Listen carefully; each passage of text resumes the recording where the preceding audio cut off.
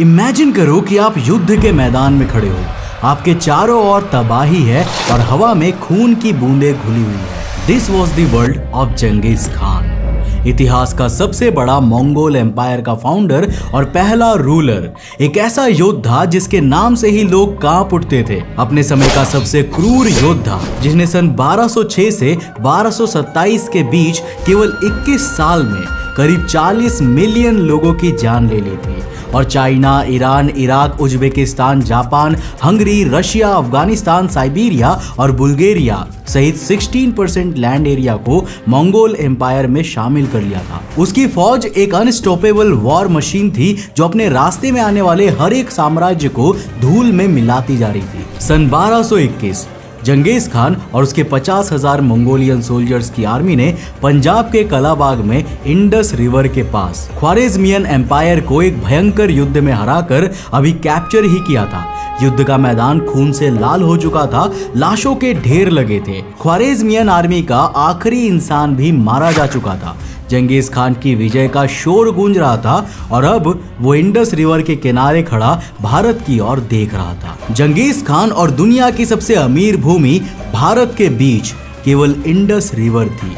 जंगीज खान को बस अपनी मंगोलियन आर्मी को एक आदेश देना था और दुनिया की 30% जीडीपी वाला अमीर अंपायर उसके कदमों में होता, पर उसने ऐसा नहीं किया। लेकिन आखिर क्यों? दुनिया के सबसे बड़े एम्पायर्स को भी आसानी से धूल चटाकर मिट्टी में मिला देने वाले जंगीज खान ने मौका मिलने पर भी अपने सामने मौजूद दुनिया के सबसे अमीर देश भारत पर कोई भी हमला क्यों नहीं किया? वेल तो हेलो गाइस, मैं हूं कौशिक और चलिए शुरू करते हैं आज के इस नए एपिसोड।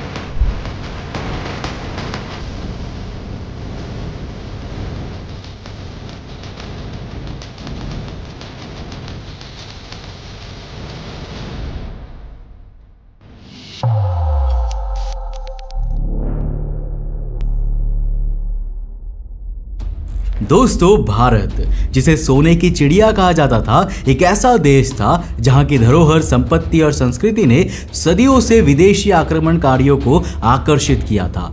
उस समय भारत की भूमि सोने से भी ज्यादा कीमती मानी जाती थी। जंगीज खान को भारत को जीतने के लिए बस अपनी आर्मी को इंडस रिवर पार करने का आदेश देना था। उस समय भारत पर शमसुद्दीन इल्तुतमिश की मामलुक डायनेस्टी का शासन था, जिसे साल 1206 में कुतुबुद्दीन ऐबक ने स्थापित किया था।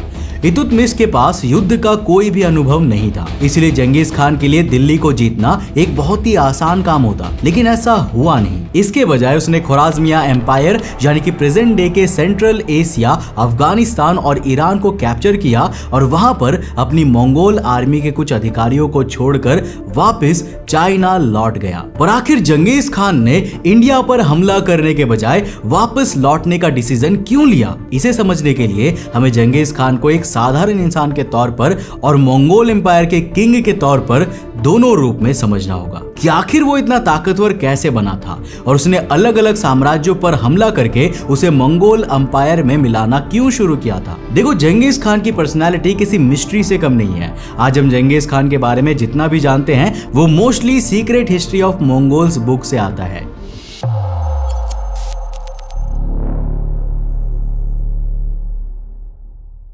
जंगीज खान की कहानी का असली राज उसकी शुरुआती जीवन की मुश्किलों में छिपा है। तो चलिए शुरुआत से शुरू करते हैं। सन 1162 में मंगोलिया के खेंती पर्वतीय क्षेत्र में ओनोन नदी के पास तेमुजिन नाम के बच्चे का जन्म हुआ। किसी ने सोचा भी नहीं था कि भविष्य में यही बच्चा दुनिया के सबसे बड़े एम्पायर का राजा बनेगा। तेमुजिन के पिता येसुगिए मंगोलियन बोर्जिगिन ट्राइब के मुखिया थे, जिसके चलते तेमुजिन का शुरुआती जीवन अच्छा भी था। लेकिन जब वो केवल 9 साल के थे ना, तब उनकी जिंदगी एक झटके में बदल गई, क्योंकि उसके पिता को दुश्मन ट्राइब ने जहर देकर मार दिया और ट्राइब के नए मुखिया ने तेमुजिन और उसके परिवार को ट्राइब से निकालकर मंगोलिया के ठंडे पहाड़ी इलाकों में मरने के लिए छोड़ दिया, जहां बिना किसी मदद के होने का मतलब था मौत। लेकिन तेमुजिन और उसके परिवार ने ये कर दिखाया। उन्होंने इन कठिनाइयों से लड़ते हुए खुद को मजबूत बनाया। अब इस मुश्किल लाइफ ने तेमुजिन को ये सिखाया कि ताकत और वेल्थ यानी कि संपत्ति केवल तभी मायने रखते हैं जब आपके पास राजनीतिक ताकत भी हो। उसने अपने पिता के जीवन से ये सीखा कि ताकत और राजनीति की समझ के बिना केवल वेल्थ किसी भी काम नहीं होती और वो आपसे कभी भी दूसरे राजनीतिक ताकत वाले इंसान द्वारा एक ही झटके में छीनी जा सकती है। और दोस्तों इसी बात ने तेमुजिन को चंगेज खान में बदल दिया। उसने ये बात अपने दिमाग में इस तरह बिठा ली कि अब उसके सामने केवल एक सपना था, दुनिया का सबसे ज्यादा पॉलिटिकल पावरफुल इंसान बनना, ऐसा साम्राज्य बनाना जिसकी ताकत के सामने कोई भी सर ना उठा सके। और उसने ऐसा किया भी, क्योंकि केवल 25 सालों में ही उसने दुनिया का सबसे बड़ा और पावरफुल साम्राज्य स्थापित किया, जिससे लड़ने के बारे में कोई भी सोच नहीं सकता था। पर सवाल यह आता है कि आखिर चंगेज खान को दूसरे एम्पायर्स को इन्वेड करने का डिसीजन कैसे आया।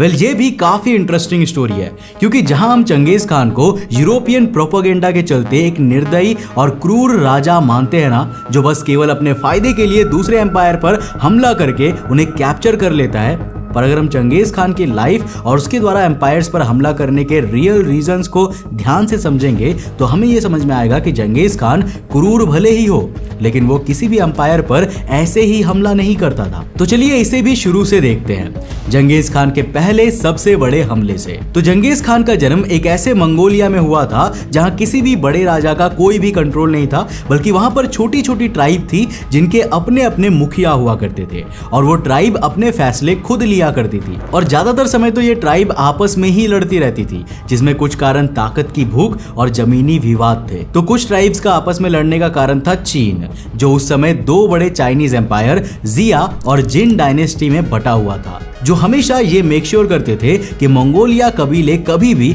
एकजुट ना हो सके। और ये डायनेस्टी ये भी मेक श्योर किया करती थी कि कोई भी लीडर इतना बड़ा ना बने कि वो इन कबीले को एक साथ मिलाकर एक बड़ा एम्पायर बना सके, जो कि चीन की इन डायनेस्टी के लिए खतरा बने। लेकिन चंगेज खान इकलौता ऐसा लीडर था जो इन सभी ट्राइब्स को एक साथ जोड़ पाया था, जिसके कारण सन 1206 में मंगोलियन ट्राइब्स को एकजुट करके तेमुजिन ने खुद को चंगेज खान घोषित कर दिया, जिसका मतलब था यूनिवर्सल रूलर। उसने मंगोल ट्राइब्स को एकजुट किया और अपनी सेना को इतना मजबूत बनाया कि उसने सबसे पहले अपने दुश्मन चाइना पर हमला करने का फैसला किया। ये हमला सन 1211 में हुआ था और चंगेज खान का सबसे पहला टारगेट था जिया डायनेस्टी, जिससे डायरेक्ट लड़ना काफी मुश्किल था। इसीलिए चंगेज खान ने पहले इस डायनेस्टी को कमजोर करने का फैसला किया और उस समय नॉर्थ चाइना के कई महत्वपूर्ण शहरों को आग लगा दी, जिसमें लाखों लोगों की जान चली गई। उसने जिया डायनेस्टी के कैपिटल ज़ेनजुन में सीधा एंटर करने के बजाय उसे चारों ओर से घेर कर ब्लॉक कर दिया। इस तरह चंगेज खान की सेना ने महीनों तक जिया डायनेस्टी के कैपिटल को घेरे रखा, जिसके कारण पूरी राजधानी में भूखमरी फैल गई और लोग भूख से तड़प तड़प कर मरने लगे। और चंगेज खान की यह स्ट्रैटेजी इतनी सक्सेसफुल निकली कि जिया डायनेस्टी के किंग ने चंगेज खान के सामने सरेंडर कर दिया। इस तरह पूरा नॉर्थ चाइना मंगोल एम्पायर यानी कि चंगेज खान के कंट्रोल में आ गया और अब बारी थी चाइना के ईस्ट हिस्से को कंट्रोल करने वाले दूसरे एम्पायर जिन डायनेस्टी से बदला लेने की, जिस पर चंगेज खान ने सन 1215 में हमला किया और राजधानी बीजिंग में हिस्ट्री के सबसे बड़े मैसेकर को अंजाम दिया। और अंत में यहाँ भी जीत चंगेज खान की ही हुई और दोनों एम्पायर अब चंगेज खान के मंगोल एम्पायर का हिस्सा बन गए। इस समय चंगेज खान दुनिया के सबसे बड़े एम्पायर्स में से एक एम्पायर को खड़ा कर चुके थे और अब उनका किसी से भी लड़ने का कोई भी मन नहीं था। लेकिन फिर दोबारा कुछ ऐसा हुआ जिसके चलते उसे जंग में उतरना पड़ा। तो पड़ोसी कारा खिताई एम्पायर ने मंगोल एम्पायर पर एक बड़ा हमला कर दिया था और मंगोल एम्पायर की एक बड़ी सिटी को कैप्चर करके उसके राजा को मार दिया था, जो कि चंगेज खान का ग्रैंड सन इन लॉ था। यह हमला चंगेज खान के एम्पायर पर था, जो कि उसकी ताकत को एक चुनौती थी। इसीलिए सन 1218 में चंगेज खान ने पूरे कारा खिताई एम्पायर के साथ जंग छेड़ दी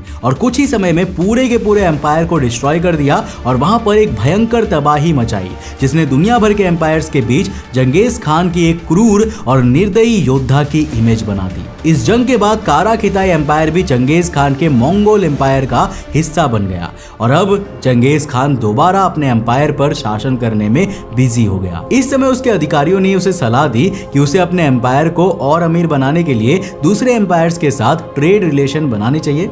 चंगेज खान ने एक अच्छे राजा के तौर पर इन सुझावों को माना भी और मंगोल एम्पायर के पास मौजूद खुराजमिया एम्पायर से व्यापारिक रिश्ते बनाने के लिए वहां पर अपने 500 स्ट्रॉन्ग ट्रेड डेलीगेशंस भेजे। पर शायद चंगेज खान का यह शांत स्वभाव खुराजमिया के उस समय के रूलर अलाउद्दीन मोहम्मद सेकंड को पसंद नहीं आया। उसने अपने एम्पायर के एक शहर के एडमिनिस्ट्रेटर शाह को कहकर मंगोल एम्पायर से आए चंगेज खान के सारे ट्रेड डेलीगेशन को बेरहमी से मरवा दिया और यह चंगेज खान के मंगोल एम्पायर को एक और बड़ी चुनौती थी।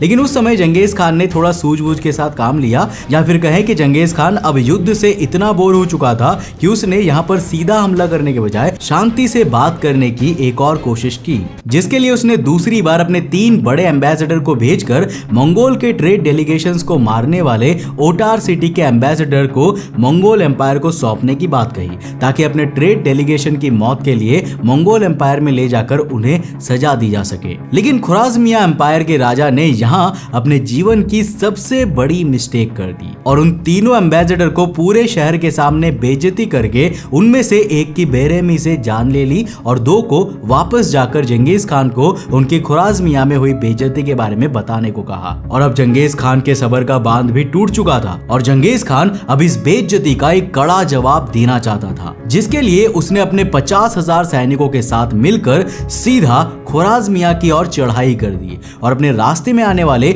हर एक शहर में लाशों के ढेर लगा दिए।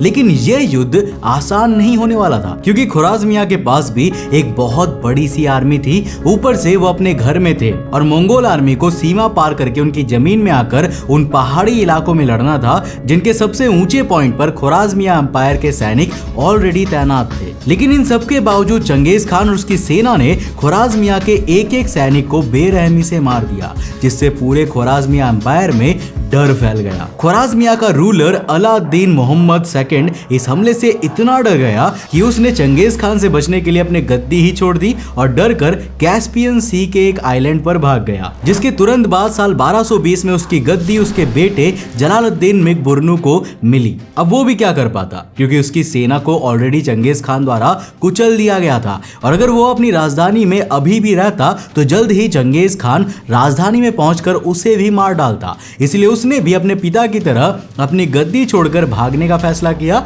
और जलालुद्दीन भागते हुए दिल्ली आ गया, जहां पर उस समय शमसुद्दीन इल्तुतमिश का राज था। अब चंगेज खान चाहता तो केवल सिंधु नदी को पार करके इंडिया में जा सकता था और दिल्ली सल्तनत को डिस्ट्रॉय करके उस समय की दुनिया की रिचेस्ट कंट्री यानी भारत पर अपना कंट्रोल कर सकता था, पर उसने ऐसा नहीं किया, जिसके पीछे इतिहासकारों की कई सारी थियरीज है।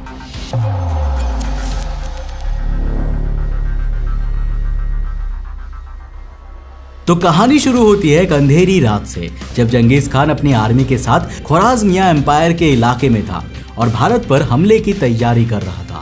उसने एक अजीब सपना देखा। सपने में एक यूनिकॉर्न जो उज्बेकिस्तान और भारत के बॉर्डर के बीच में मौजूद था, उसने चंगेज खान को भारत में घुसने से मना कर दिया और वापस चीन लौटने को कहा। चंगेज खान कितना भी क्रूर हो, पर वो धार्मिक चीजों में काफी विश्वास रखता था और उसने इस सपने को एक डिवाइन इंटरवेंशन माना और उसने भारत पर बिना हमला किए वापस लौटने का फैसला लिया। पर क्या सच में एक सपना एक महान योद्धा को अपनी योजना बदलने के लिए मजबूर कर सकता है? यह सवाल आज भी हिस्टोरियंस के मन में गूंजता रहता है। जिसके बाद आती है एक दूसरी थियरी।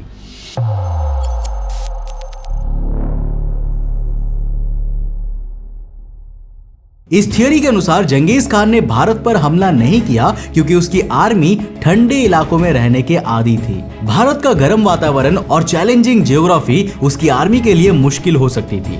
ऑल्सो खुराजमिया एम्पायर से लड़ने के बाद उसकी आर्मी को काफी नुकसान हुआ था। ऐसे में भारत जैसे चैलेंजिंग इलाके में लड़ने के बजाय उसने वापस चीन जाने का फैसला लिया। पर इस थियरी में भी कुछ खामियां हैं। कुतुबुद्दीन ऐबक, जिसने सन 1206 में दिल्ली सल्तनत को स्थापित किया था, वो यूरोप के ठंडे इलाकों से आया था और उसने भारत में सफलतापूर्वक लड़ाई की थी। इसके अलावा तैमूर और बाबर भी ठंडे इलाके से आए थे और उन्होंने भी भारत में सफलतापूर्वक लड़ाई की थी। क्या चंगेज खान की महान आर्मी भारत की गर्मी और ज्योग्राफी से डर गई थी या फिर इसके पीछे कुछ और कारण थे? और इस तरह पहुंचते हैं हम अपनी तीसरी थियरी पर।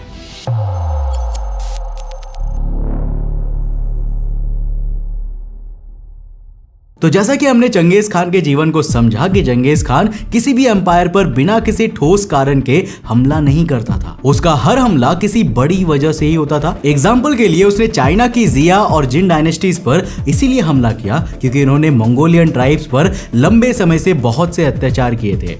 उन ट्राइब्स के बीच फूट डाली थी और उन्हें एकजुट नहीं होने दिया था। यानी मंगोल के एकजुट होने पर अगर चंगेज खान चीन की इन डायनेस्टीज पर हमला नहीं करता तो एक समय बाद वो मंगोल एम्पायर पर हमला करके उसे तबाह कर देती। इसके अलावा उसने कारा खिताई एम्पायर पर इसीलिए हमला किया क्योंकि उनकी सेना ने मंगोल एम्पायर पर हमला किया था और उसके एक शहर को कैप्चर करके उसके रूलर को बेरहमी से मार दिया था। ख्वाराज़मिया एम्पायर पर उसने इसीलिए हमला किया क्योंकि उनके रूलर ने उसके 500 ट्रेड डेलीगेशन और एक एम्बेसडर को मारकर उसकी ताकत को चुनौती दी थी। यानी चंगेज खान के हर एक एम्पायर को इन्वेड करने के पीछे एक बड़ी वजह थी। पर भारत इस मामले में इसीलिए खुशकिस्मत रहा क्योंकि दिल्ली सल्तनत के सुल्तान इल्तुतमिश ने चंगेज खान के हमला करने के इस पैटर्न को पहचान लिया था और वो जानते थे कि अगर चंगेज खान को प्रोवोक किया गया तो वो अपनी अनस्टॉपेबल आर्मी के साथ भारत का भी वही हाल करेगा जो ख्वाराज़मिया एम्पायर का हुआ। इसलिए दिल्ली की गद्दी पर बैठे इल्तुतमिश ने यह ध्यान रखा कि वो चंगेज खान को ऐसा कोई भी मौका ना दे कि वो दिल्ली सल्तनत पर हमला करे, जिसके चलते जब ख्वाराज़मिया एम्पायर के रूलर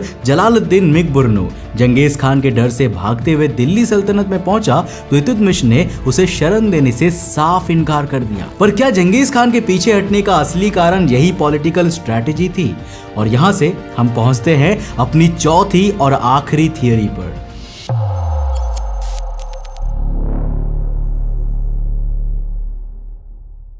देखो, जब चंगेज खान ख्वाराज़मिया एम्पायर पर हमला कर रहा था उसी समय चाइना की सिया डायनेस्टी के किंग ने उसके खिलाफ बगावत कर दी थी। ये चंगेज खान के लिए एक बड़ा धोखा था। उसे तुरंत यह तय करना था कि वो भारत पर हमला करे या फिर अपनी शक्ति को बनाए रखने के लिए पहले जिया डायनेस्टी को कुचल दे। और जैसा कि हमने समझा कि चंगेज खान की लाइफ का सबसे बड़ा लेसन यही था कि वो दुनिया का एक ऐसा ताकतवर किंग बने जिसकी ताकत को कोई भी चुनौती ना दे सके। और क्योंकि ये बगावत उसके ही एम्पायर में हुई थी और उसके ताकत को सीधी चुनौती थी, इसीलिए उसने चीन लौटने का फैसला किया और सिया डायनेस्टी को पूरी तरह से नष्ट कर दिया। शायद उसने ये भी सोचा होगा कि चीन में हुई इस बगावत को कुचलकर वो दोबारा भारत को इन्वेड करने के लिए लौटेगा। लेकिन अब चंगेज खान के जीवन पर एक और मोड़ आया जो कि उसके जीवन का आखिरी मोड़ था और वो थी उसकी मौत।